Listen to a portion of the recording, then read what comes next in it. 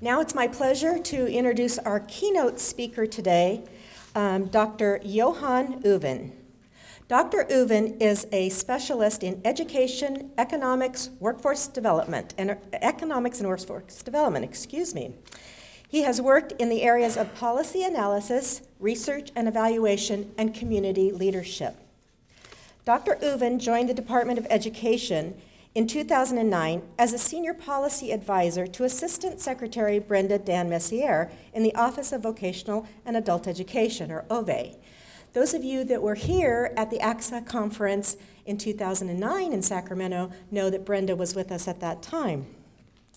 In 2011, Dr. Uvin was appointed to the position of Deputy Assistant Secretary of Policy and Strategic Initiatives within OVE.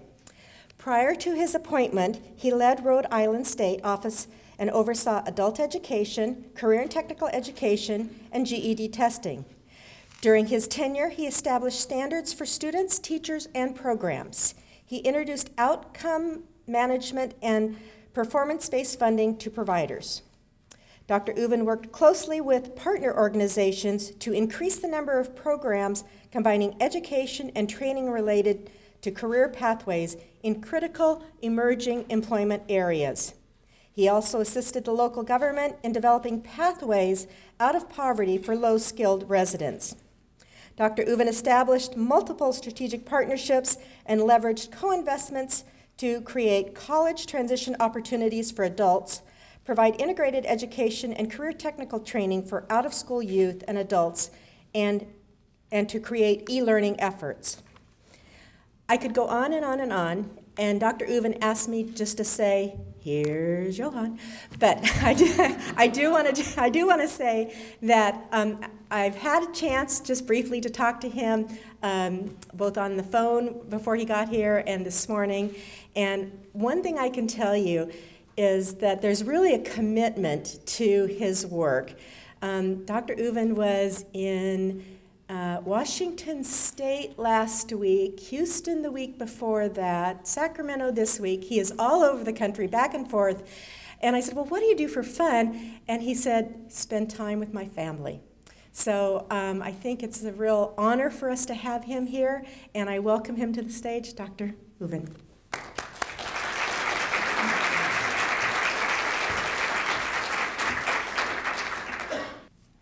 Thank you, Tim, Mary, Alice, for welcoming me here.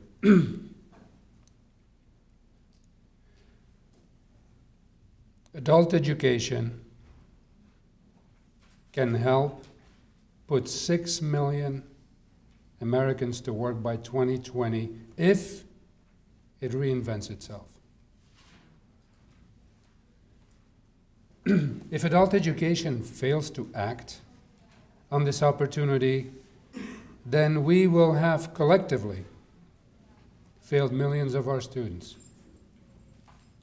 So historically, we have not thought about adult education as playing a key role in job creation.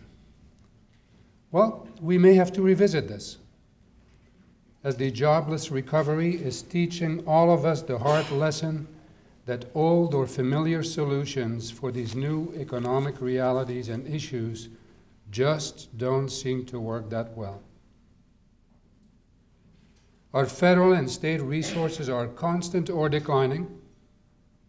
Corporate and philanthropic giving are down, and at the same time, the demand for our adult education and workforce training services is growing. My remarks today are about how we can collectively re-envision adult education's role in job creation and in preparing the workforce for a new American economy. How we can do this in a fiscally challenging environment, and about what OVE is doing to make this happen through the reauthorization of Title II of the Workforce Investment Act and through other means, as reauthorization does not appear imminent. But first things first. Good morning. It's an honor to be here with you today, and it is my pleasure, my distinct pleasure, to bring you greetings from Assistant Secretary Dan Messier, Undersecretary Martha Cantor, who is well known to all of you, and Secretary Arnie Duncan. And I also want to thank the conference leadership for inviting me to participate today. And particularly, I'd like to acknowledge and thank for their leadership a few individuals. Dr. William Ellerby is with us, Dr. Patricia Terry, Dr. Patricia Ricard, Dr. Jacques Lecour, and Dr. Marion Thatcher. I wanted to thank them for their leadership in our field in this state. Now, I am quite thrilled, even though it may not sound that way with my cold here, but I am quite thrilled to be here, I really am, and to have the opportunity to contribute a little bit to your conversation. And I must say that I take heart in knowing that we actually are of like mind, passion, and courage. So, what does adult education have to do with job creation? What does this 6 million figure I mentioned really mean? Well, let me elaborate a little bit. First, let me clarify that the prolonged recession and the slow jobless recovery are not caused by a skills mismatch. Unlike what many have argued, other factors are playing a role, such as drops in worker mobility, tied to reductions in their disposable income, and employer hiring practices, just to name a few. Plus, if we can still remember an economic high time, we cannot forget that even in full employment economies, there are always vacancies. The bottom line is that our biggest challenge today is simply that there are fewer jobs than there are people looking for and willing to work. Now, numerous economic and employment projections have been done to confirm that when we look to what is ahead, however, that picture changes, and that skill gaps and skill mismatches are likely to emerge.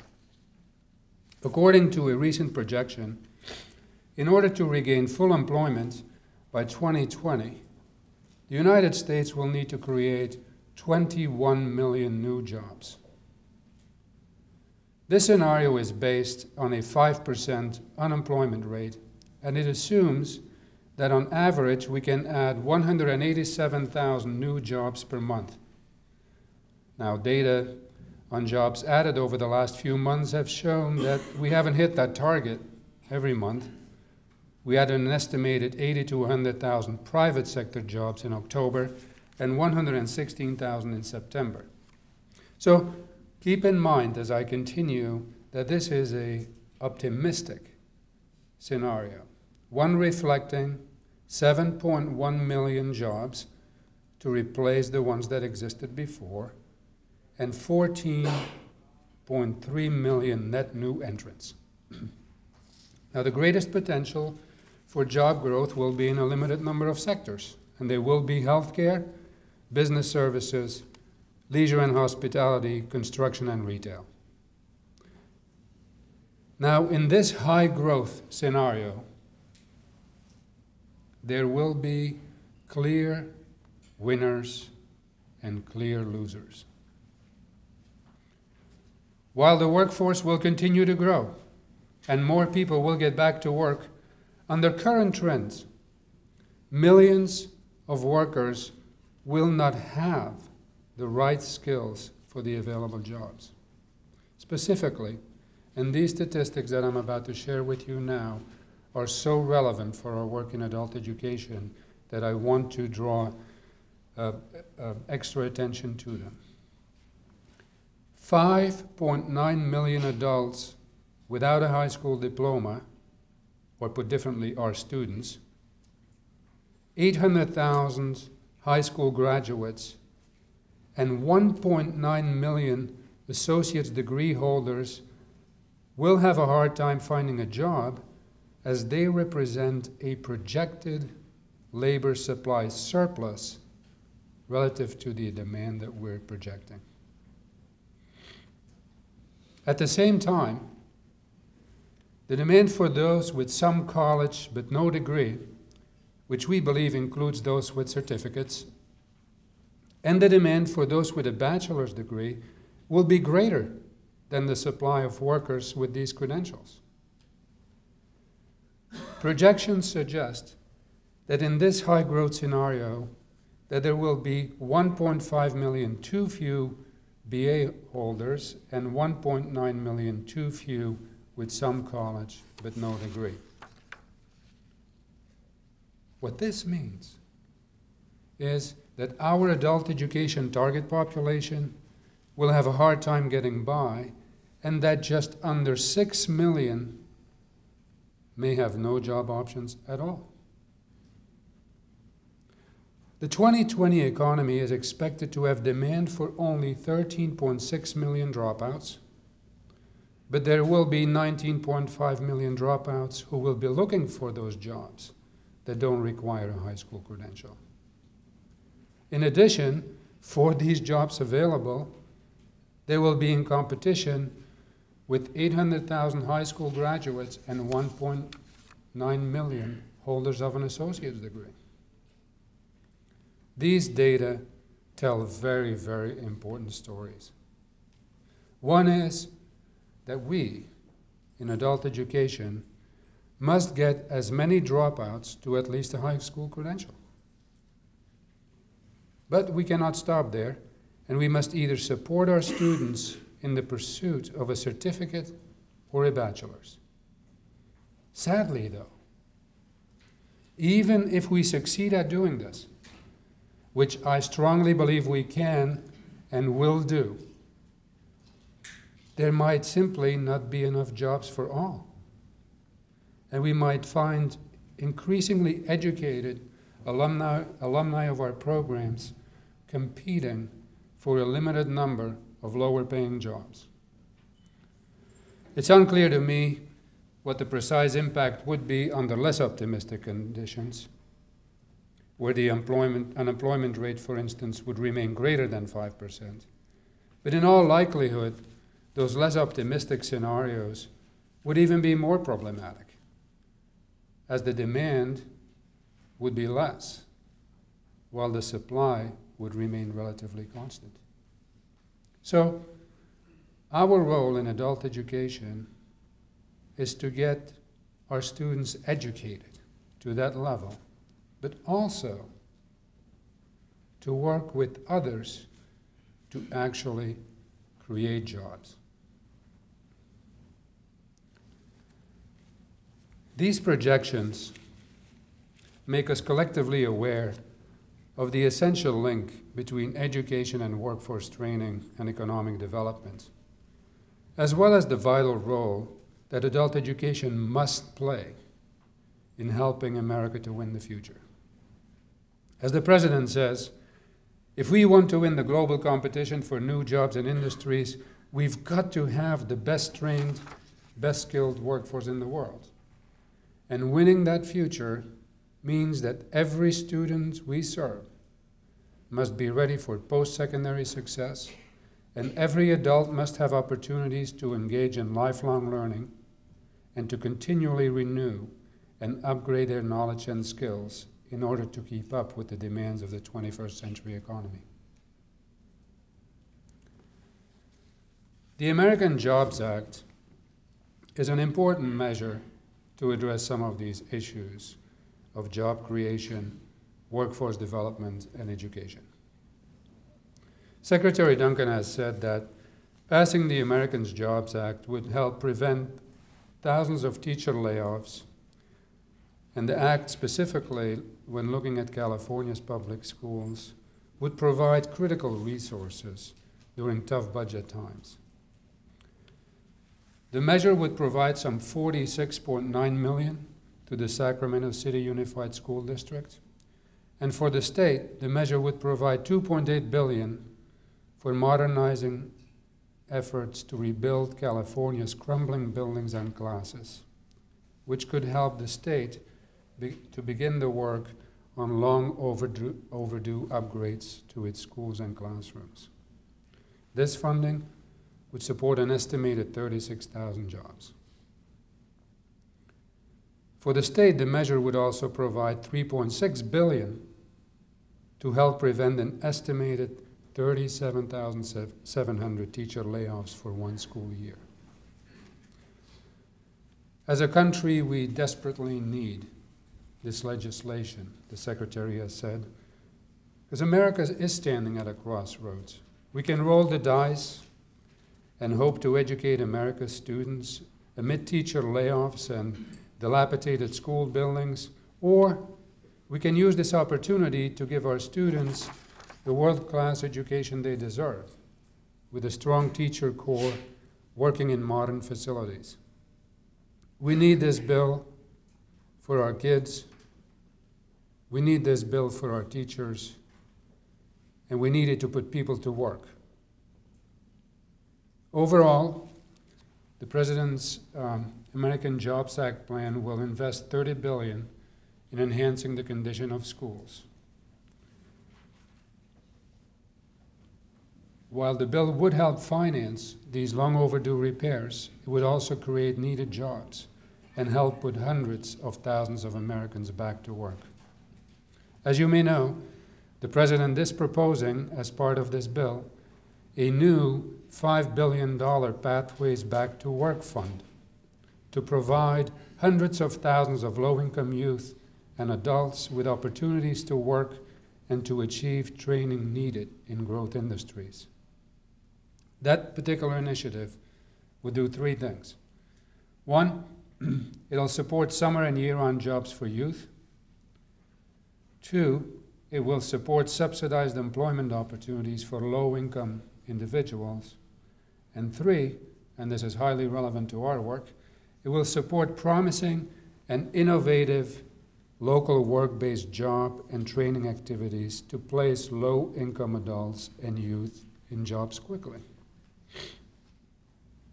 If you've had a chance to look at this portion of the bill, you will have seen that the initiatives under this section include contextualized adult education, integrated education and training programs, and career pathway initiatives, among other types of programming familiar to us in our field.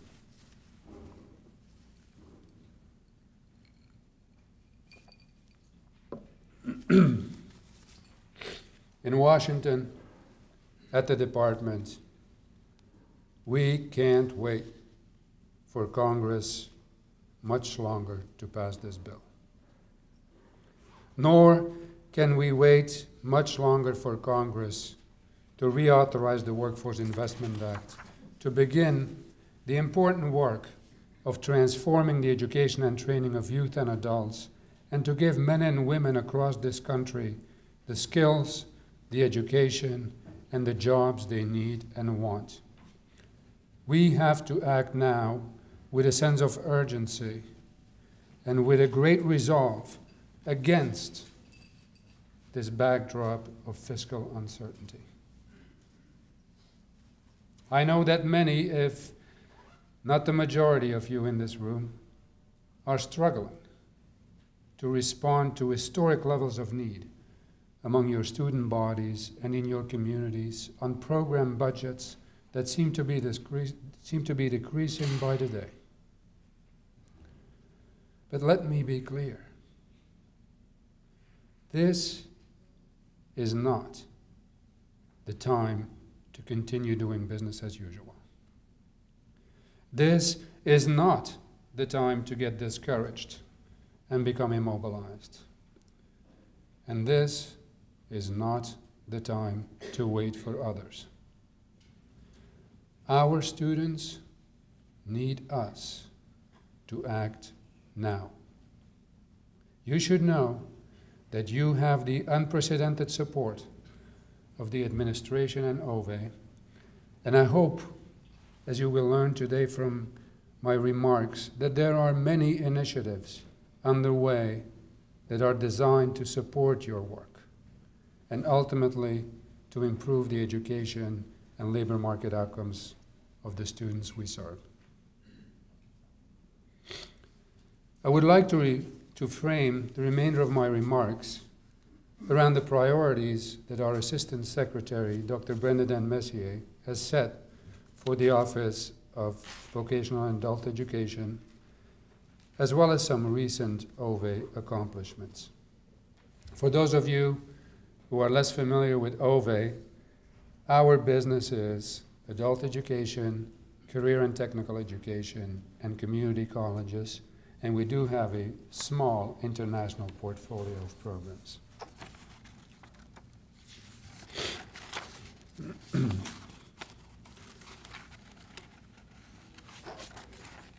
All of our work in OVE and at the department remains focused on aligning our programs and policies with the President's 2020 completion goal. This is a two-part goal. Produce 10 million more graduates from community colleges, four-year colleges and universities by 2020, and 2 million of these additional graduates will come from expected changes in population and attainment growth, and 8 more million will have to come from increased efforts. And the second part is to create and support opportunities for every American to commit to at least 1 year of higher education or advanced training in his or her lifetime.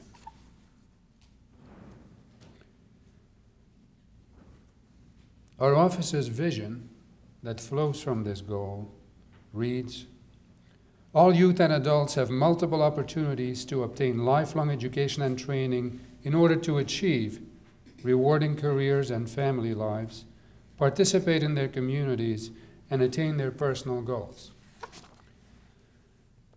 This vision statement has been translated by our Assistant Secretary into 4 goals that drive everything we do.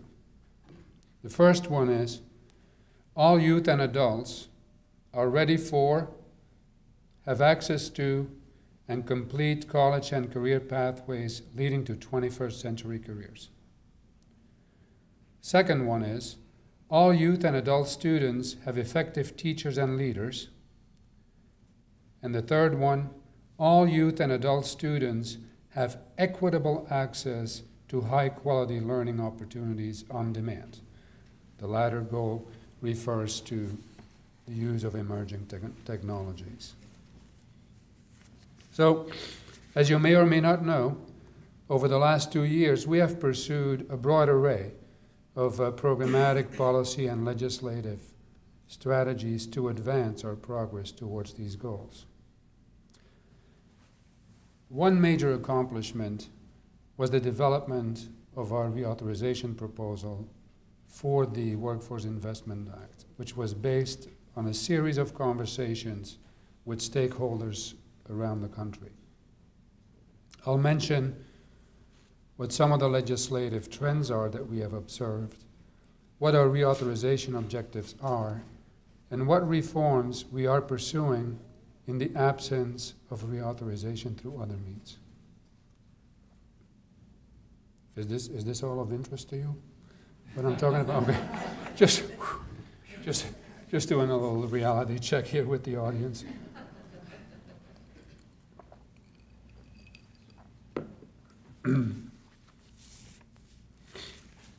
Okay, what are the legislative trends? First, after lots of activity on the Senate side and some initial thinking and the introduction of some placeholder bills on the House side, things in Congress have been pretty quiet as it relates to WIA, and saying that things have slowed down around WIA would be a little bit of an understatement. Now, second point, the department continues to be ready to work with Congress to reauthorize the act. And we will also be ready to work with Congress in 2013 to reauthorize the Perkins Act on time, if Congress so desires. Because as you know, both statutes need reauthorization badly, and they need to be modernized to reflect the needs of our time. Third point, I'd like to do a recap for some of you and perhaps offer a first introduction to others amongst you regarding the 6 major objectives that we are pursuing through reauthorization and other means. The Obama administration's objectives for WIA and job training reform, not just for WIA, are to streamline service delivery, to reach a point where we have really true one-stop shopping for high-quality services. 3, engaging employers in a regional context or on a sectoral basis. 4, improve accountability further. And 5, promote innovation as well as the identification and replication of effective practices. These are the broader goals that the administration has. The department's proposal for Title II of the Workforce Investment Act follows a student-centered approach, wants to reform the adult education delivery system, not just tweak around the edges, wants to increase the capacity of the adult education system in our country, and it wants to introduce and make people think about innovation in the context of building service delivery capacity and increasing the quality of services to students. The department's proposal for Title II is the result of working closely with the Department of Labor, the White House Domestic Policy Council, and the Office of Management and Budget. And there are 6 specific reauthorization objectives that we are pursuing. I will mention them first, and then I will revisit each one of them. The first objective is preparing adults for college and 21st century jobs and careers. Second one, ensuring an effective teacher for every learner. Third, measuring and rewarding the right things. 4, support re-entry into communities. 5, promote immigrant integration.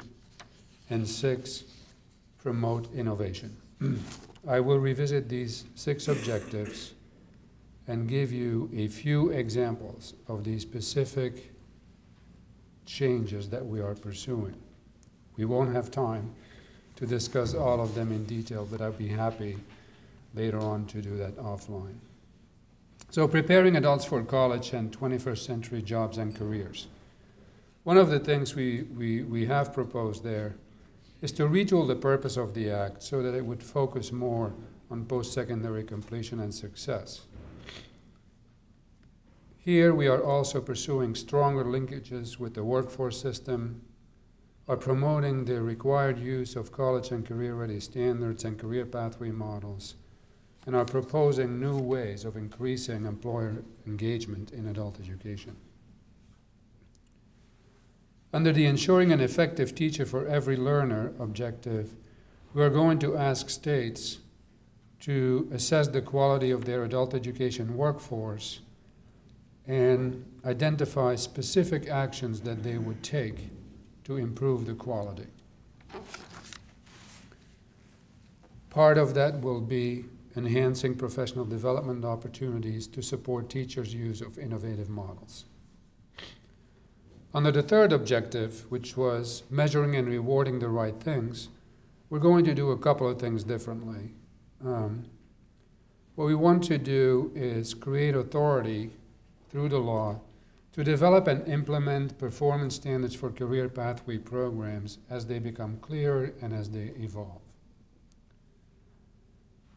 We also would like to create authority for the Secretary to reward high-performing states and take steps to improve the performance of states that are not performing well. And we will ask all states to set performance targets annually with their local providers. Under supporting re-entry into communities, we're basically pursuing two things. One is a funding idea. We want to increase the funding that states can use to support correctional education and reentry into the community.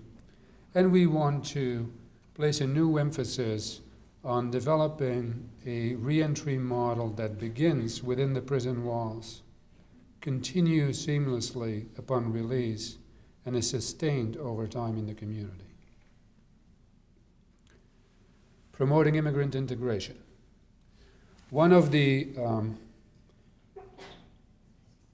things about Title II that folks are not always aware of is that the English literacy and civics program is actually not part of the law.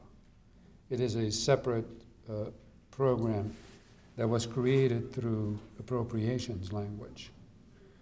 So our proposal includes the codification of the EL civics program in the law, so that that would become part of the purpose of the activities the law supports. What we also want to do in that section of our proposal is call out the benefits to immigrant professionals of these types of services and to build in language that would create a linkage to workforce training for immigrant professionals who face linguistic or recredentialing barriers. Now, the final or sixth objective was promoting innovation. And here, excuse me, here there are two main things that we are proposing. One is we want to enhance the funding available to states to implement all these reforms. So we are proposing to increase the state leadership activities amount to 15%. It is just around 12% right now. Secondly, we want to introduce a workforce innovation fund to improve the programs and the outcomes of the students in the programs that we support. We are thinking about using an I3-like model for this type of fund, where people could develop new ideas, they could validate an idea that they've tried before, or they could consider scaling an idea that has been rigorously evaluated.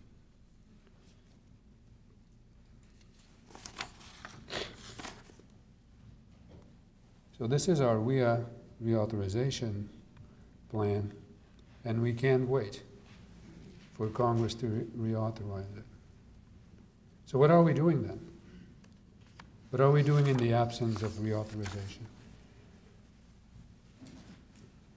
We are moving forward with these reforms, and we are using various tools at our disposal to do this, and I will discuss 5 of these, just to give you a sense of how, in the absence of reauthorization, we are trying to begin the transformation of adult education. One is the strategic use of national activities investments.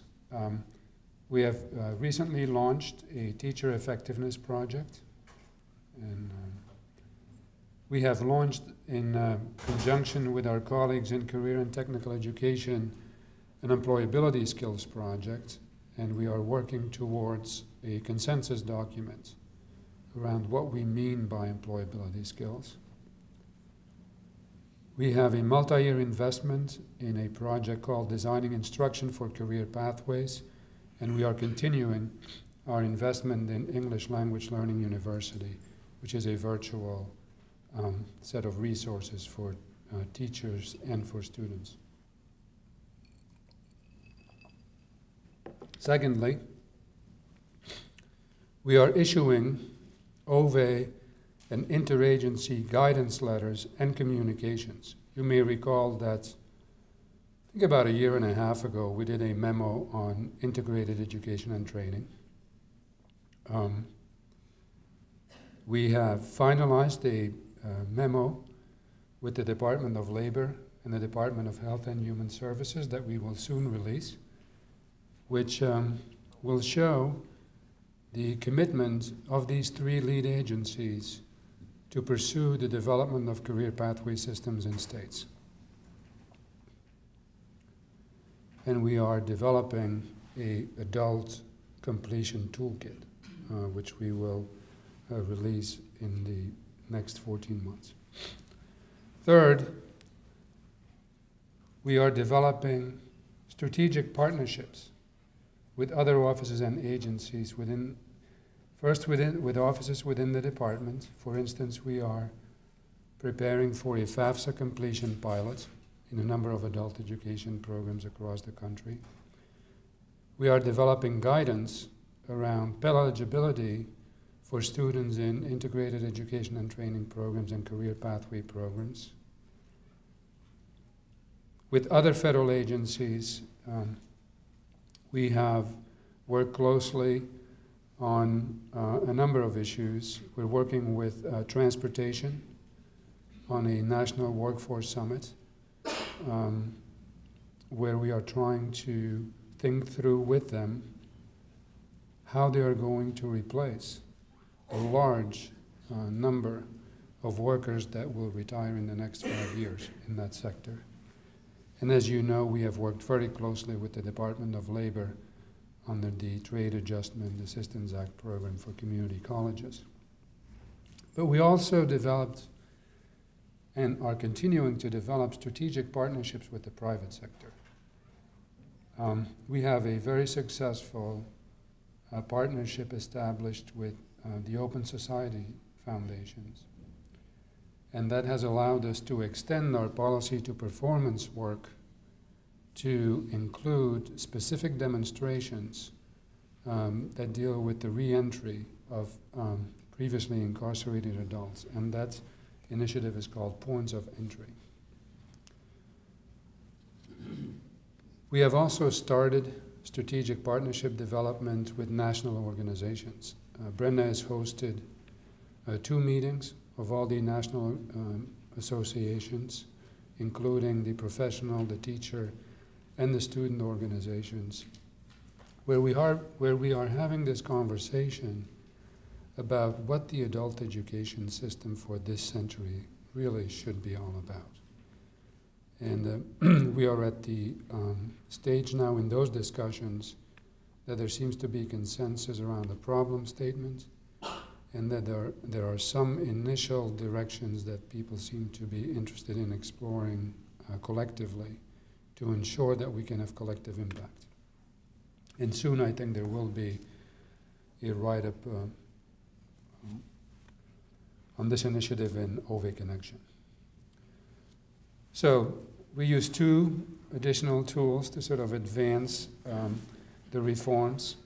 One is that internally we are aligning all of our programs, our policies, and the expectations that we have with our strategic goals. And you may say, okay, that sounds great. So how do you do this? Well, I'll give an example. Every year, the federal government sits down with the states and negotiates performance targets. Right? So what we are going to do now is we're going to use that process of negotiating performance targets and insert a lot of encouragement in that process. Encouragement to set higher transition performance targets. You know, one of the follow-up measures has to do with enrollment in post-secondary education and training. And we want to encourage or push states to think about different levels of performance than the ones that they may have been used to in the past. And finally, we want to increase the use of the bully pulpit to promote excellence. And these are some of the things that we have done that make this concrete. We've held so many community conversations around the country focused on Reauthorization, Perkins Reauthorization, immigrant integration. So we are using these community conversations to begin to advance some of the ideas we have and to capture many of the ideas that exist in communities across the nation, and we incorporate that in the development of our policies and programs. We've started using blog posts increasingly to promote ideas around programming that we would like to see more of. And as you know, we have used the summit format, just like you are using it effectively. We have used it quite effectively to advance the completion agenda at the community college levels. How much time do I have left, Tim? You've got about, well, including probably a total of 10 minutes, including questions. So okay. Another 3, let's say, and then 10. What I'd like to do, I'm always over-prepared, I guess. Trying to anticipate each and every possible question. So what I'm going to do then is I'll deviate a little bit from my prepared remarks and do a high-level summary of what we have committed to we will get done in the next 14 months. But I will do it in a very, very concrete manner. And then I will wrap it up and allow time for questions. You know, as Brenda and I and some other members of our leadership team were talking, we said, but you know, what are we going to actually totally get done in the next 14 months? And we said, okay, 4 things. I'll just mention them. We can talk about them later in detail if you want. One is, in preparation for the reauthorization of the Perkins Act, we actually want to develop a blueprint, not just for Perkins, but we want to develop a blueprint for the transformation of career and technical education. We did lots of research, talked to hundreds and hundreds of people. We have a strategy. I'm just mentioning it. I can tell you more about it in detail if you want to at some other time. Secondly, we are going to aggressively leverage additional public and private resources for correctional education, particularly post-secondary correctional education, because the only program that we had to support post-secondary correctional education was eliminated. And secondly, as part of the Domestic Policy Council's immigrant integration strategy, which will be released in the next couple of months, we are leveraging public and private resources for a demonstration project that would focus on creating pathways to credentials for immigrants, including high-skilled immigrants, but not limited to. Third one, we have reached agreement with the Department of Energy, and we are preparing now for a launch of an initiative where we will create access to high-quality learning materials through innovative technologies. Energy has developed a virtual platform that is truly of the 21st century. They did this because they had training needs in the weatherization area, and they told us, we don't want you to spend that money again. We want to partner with you and see if we can do something to address some of your capacity and access issues. And we're preparing for a launch probably about a year from now. Initially, it'll focus on teachers, but the goal is to make high-quality learning resources available for students down the road. And then the fourth concrete thing is that we want to provide support to states to promote college completion among adult learners. And we will do a toolkit and a number of related activities in the next 14 months. So you go to the conclusion page now. So when thinking about the President's goal, thinking about the 3 goals Brenda has set for our work, and thinking about these 4 14-month deliverables, it's clear that, first of all, we're committed to using these tight fiscal times and the urgent necessity to get Americans back to work as an opportunity to innovate. And clearly technology will undoubtedly play a big part in this innovation, but so will partnership development, which brings me to my second point. We are not backing down, and you shouldn't either. We're not backing down from seeking new ways to leverage the resources available in both the public and the private sectors.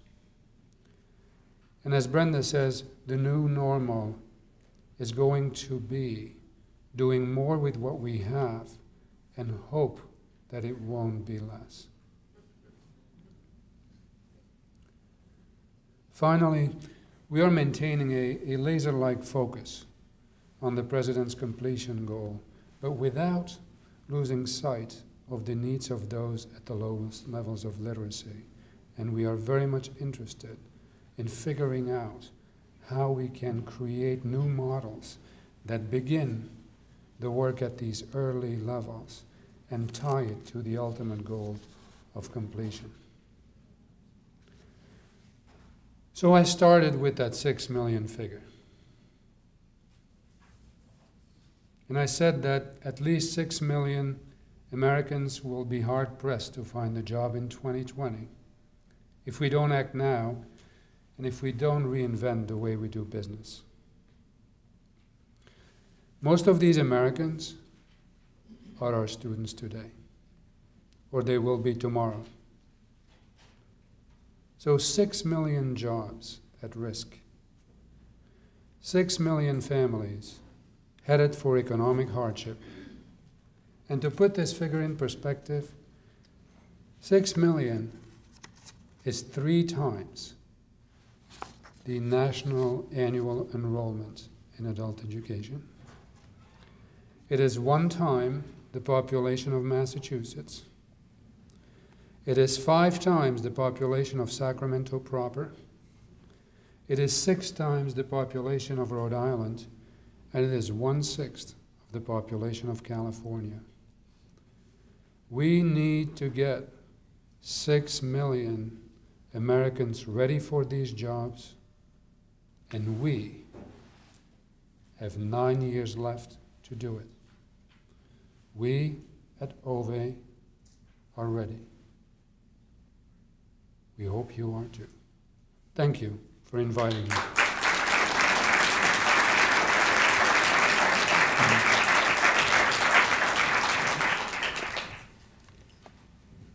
I'd be happy to, if there is time, to. We can take probably 2, 3, 4 questions.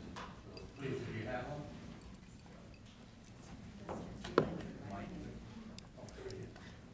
Speak up, yes. Thank you very much for coming. My pleasure.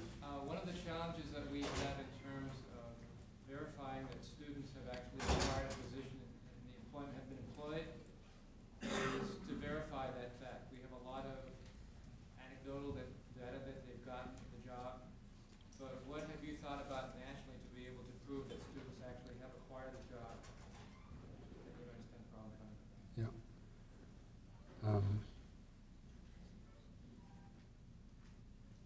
Currently, there are 2 ways that states can identify if someone is employed or not. But there are 2 ways that states typically use. One is they have an agreement with their labor agency and they do data matching with UI wage records. Those are Social Security-based data matches. And in states where the share of the student population that is immigrant is large, have some concerns around this, both coverage concerns as well as other types of concerns. The second approach that states are using are these follow-up surveys, through which either the state or the local program follows up with the individuals and either asks the question and then documents the answer, or has some other way of identifying the person has found employment or not. Is that acceptable data? You know, we would need to have a conversation around what the standards for documentation would need to be. But what we've done is we've changed in OVE, we've changed some of the NRS approaches around these issues. So, and we're going from a goal-based to a automatic cohort designation, and this will create some challenges for this state. But I want you to know, Cheryl and others and I have had long conversations about this issue. We have most certainly talked about California, and where we've landed is that we are committing to working with California through these issues. But you know, as long as everybody understands that in the long run, it is important that we can document the post-secondary and labor market outcomes of an increasing number of our students. As long as we agree on that objective, we will actively work with California and other states where there may be all kinds of issues around undocumented immigrants and so forth.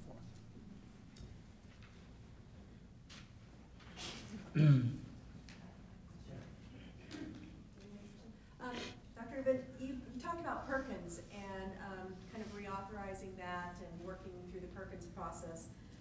Rather than the current formula-driven distribution for Perkins, has there been any consideration for a percentage split between adult education and the K-12 and community college? Because right now we're on that kind of formula, and sometimes the adults, at least in our state, kind of get shortchanged in that.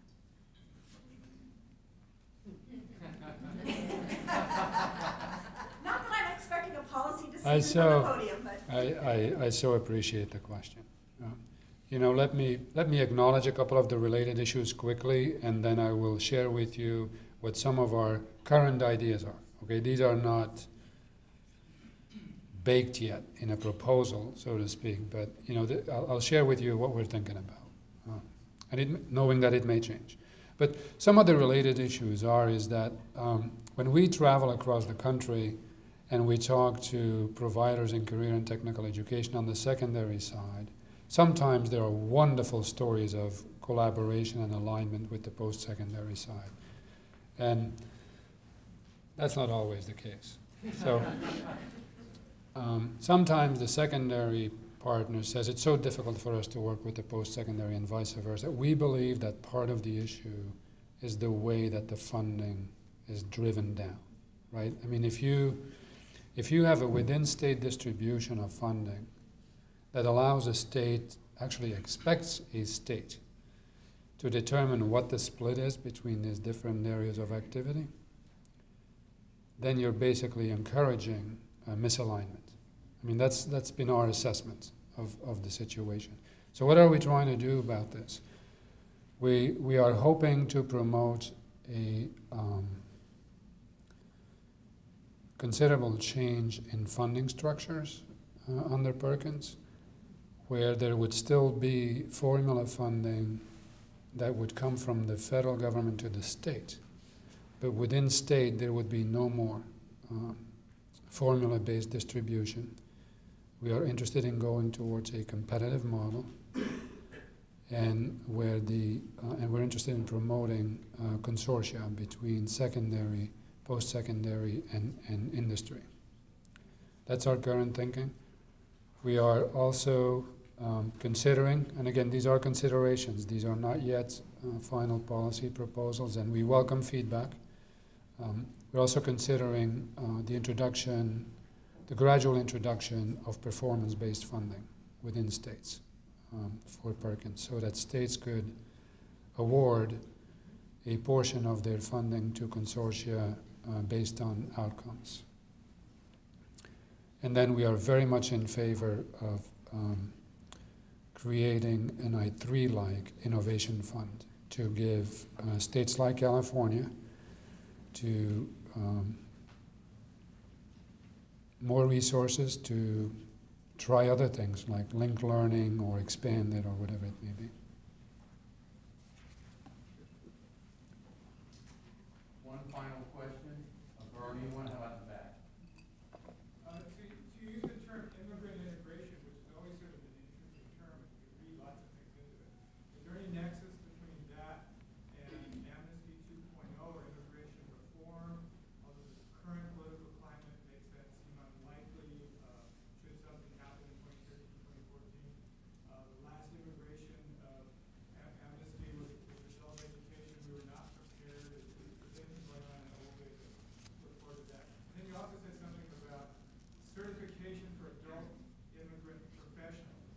Yes. What does that sort of look like? Are those visas? Or Is it what the last part I couldn't hear? is that visas, expanded visas for professionals Okay. who are coming in certified? The administration is currently working on a number of proposals in two areas. One are actually immigration reform proposals. I am not in a position right now that I can share anything about that with you yet. There are also a number of immigrant integration proposals that are being considered. And I'll say a little bit more about that and then quickly get to your final question. While I have not heard any discussion around amnesty type of initiatives like the ones we have had in the past, in the immigrant integration arena, the following has happened. The Domestic Policy Council has convened an interagency task force around this. We have defined what we understand to be immigrant integration, which involves work with both individual immigrants as well as the receiving communities in three areas: civic integration, linguistic integration, and economic integration. And we have been on the road across the country talking to immigrant groups, talking to immigrants themselves, talking to businesses, talking to industry and labor. And we are now finalizing the first national immigrant integration strategy for this country. And we will likely release it in the next couple of months.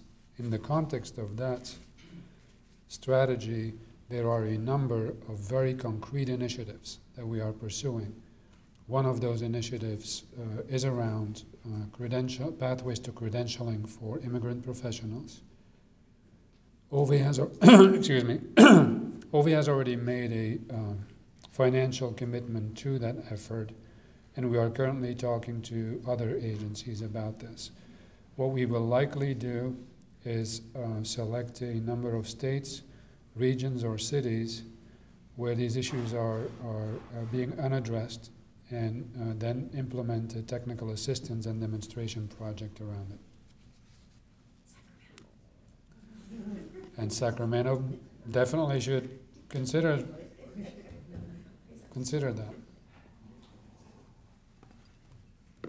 Great, thank you.